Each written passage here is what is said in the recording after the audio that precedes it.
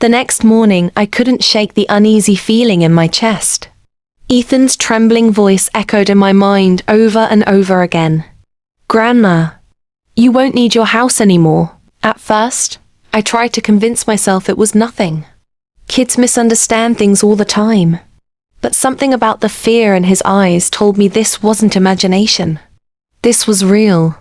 After pouring myself a cup of coffee, I sat at my kitchen table, the same oak table my late husband and I had picked out 40 years ago.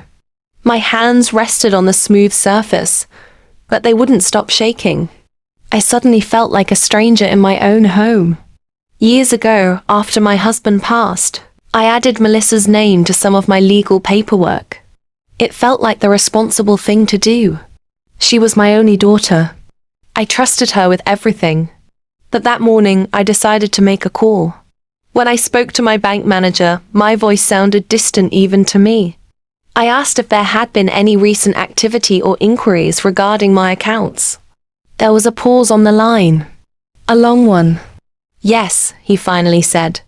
"Your daughter contacted you last week about transferring certain assets and updating property ownership details. She mentioned you were planning to relocate to a senior living community." Relocate? My stomach dropped. I had never discussed moving. Not once. He continued carefully, explaining that no changes had been finalized, but paperwork had been requested. When I hung up, the silence in my house felt heavier than ever. The walls that once held laughter now felt like they were closing in. It wasn't just about money. It wasn't even about the house. It was the betrayal. My own daughter had been making plans for my life without me.